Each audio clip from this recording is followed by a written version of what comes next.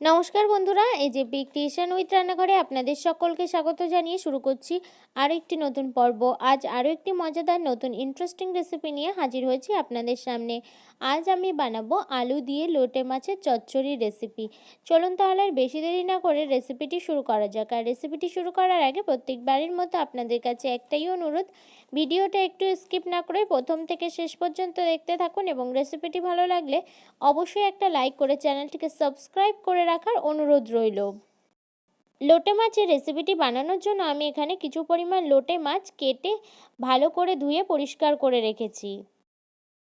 লোটে মাছের চচ্চড়ি রেসিপিটি বানানোর জন্য আমি এখানে একটা মশলা বানিয়ে নেব। তার জন্য দিয়ে দিচ্ছি আদা, তারপর দিয়ে দিচ্ছি ধনে, তারপর দিয়ে দিচ্ছি কিছু পরিমাণ গোটা জিরে, আর দিয়ে দিচ্ছি কয়েকটা শুকনো লঙ্কা,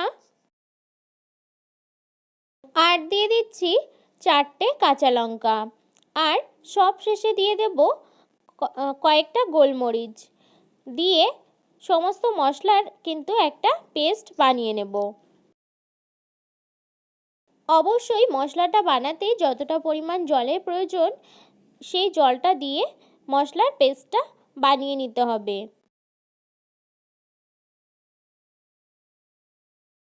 দেখুন বন্ধুরা, এই পর্যায়ে কিন্তু মশলার পেস্টটা আমার রেডি হয়ে গেছে। এটাকে সাইডে রেখে দেব। আর এখানে আলুর খোসা ছাড়িয়ে ছোট ছোট কিউব করে কেটে ধুয়ে রেখেছি।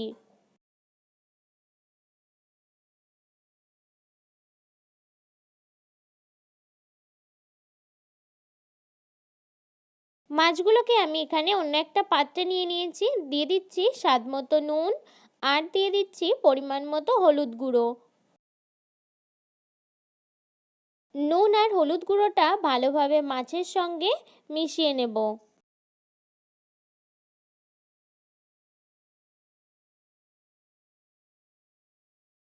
নুন আর হলুদ গুঁড়োটা কিন্তু আমার ভালোভাবে মাছের সঙ্গে মিশিয়ে নেওয়া হয়ে গেছে। তারপর যে মশলার পেস্টটা বানিয়ে রেখেছিলাম সেটা কিন্তু একটু দিয়ে দেব।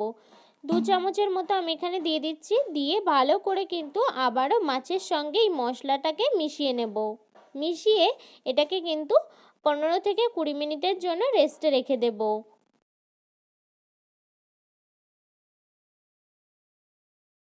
এই পর্যায়ে রেসিপিটা বানানোর জন্য এখানে কড়াইতে আমি তেল গরম হতে বসিয়ে দিয়েছি। এই পর্যায়ে তেলটা আমার গরম হয়ে গেছে। দিয়ে দিচ্ছি জিরে, আর দিয়ে দিচ্ছি তেজপাতা, আর দিয়ে দিচ্ছি কুচি করে রাখা পেঁয়াজ।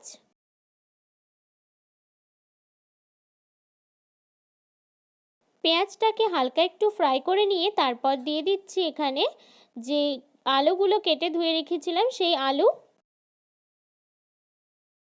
আলুগুলো ভেজে নেওয়ার জন্য আমি শুধুমাত্র এখানে হলুদ গুঁড়ো ব্যবহার করছি, নুনের ব্যবহার করছি না। শুধু হলুদ গুঁড়ো দিয়েই কিন্তু আলুগুলোকে ভেজে নেব। দেখুন বন্ধুরা, এই পর্যায়ে কিন্তু আলুটা আমার সিদ্ধ হয়ে গেছে। এই পর্যায়ে দিয়ে দিচ্ছি রসুন বাটা। রসুন বাটাটা দিয়ে ভালো করে কিছু সময় 1-2 মিনিটের মতো একটু নাড়াচাড়া করে নেওয়ার পর যে মশলাটা মিক্সিতে বানিয়ে রেখেছি সেই মশলাটা কিন্তু দিয়ে দিচ্ছি। মশলাটাকে ভালোভাবে আলুর সঙ্গে কিন্তু কষিয়ে নিতে হবে। তার জন্য এখানে দিয়ে দিচ্ছি একটু মিক্সি ধোয়া জল। দিয়ে কিছু সময় কিন্তু এই মশলাটা কষিয়ে নেব। এখানে দিয়ে দিচ্ছি স্বাদ মতো নুন, আর দিয়ে দিচ্ছি পরিমাণ মতো হলুদ গুঁড়ো।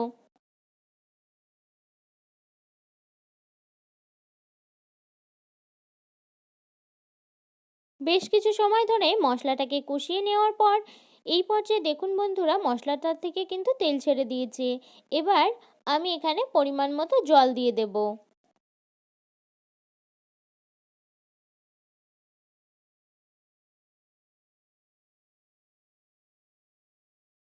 এই পর্যায়ে ঝোলটা কিন্তু ফুটতে শুরু করেছে। আমি এখানে দিয়ে দিচ্ছি যে মাছ ম্যারিনেট করে রেখেছিলাম সেই মাছটা।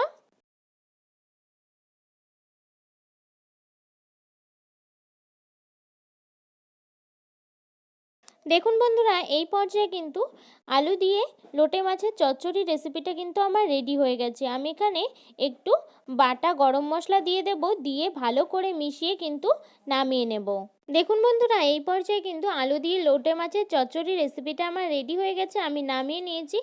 এই আলু দিয়ে এই লোটে মাছের চচ্চড়িটা একবার হলেও বাড়িতে ট্রাই করবেন। আশা করি আপনাদের সকলের কিন্তু খুবই ভালো লাগবে। এই রেসিপিটা কিন্তু অসাধারণ টেস্টি হয়, তাই বাড়িতে অবশ্যই বানাবেন। আর কমেন্টের মাধ্যমে জানাবেন আমার এই রেসিপিটি আপনাদের কাছে কেমন লেগেছে, এবং বেশি বেশি করে শেয়ার করে আমার পাশে থাকবেন, আমাকে আরও উৎসাহিত করবেন। আর আপনি যদি আমার চ্যানেলে নতুন বন্ধু হয়ে থাকেন এবং আরও নিত্য নতুন ইন্টারেস্টিং মজাদার রেসিপির আপডেট পেতে চান, তাহলে প্লিজ আমার চ্যানেলটিকে সাবস্ক্রাইব করে পাশে থাকা বেল আইকনটি প্রেস করে অল নোটিফিকেশন অন করে রাখবেন, যাতে সমস্ত ভিডিওর আপডেট আপনি ঠিক সময় পেয়ে যান। আজ এই রেসিপিটি এই পর্যন্তই। আরও একটি মজাদার নতুন কোনো ইন্টারেস্টিং রেসিপি নিয়ে আপনাদের সাথে দেখা হবে আরেকটি নতুন পর্বে। সবাই সুস্থ থাকবেন, ভালো থাকবেন এবং সাবধানে থাকবেন।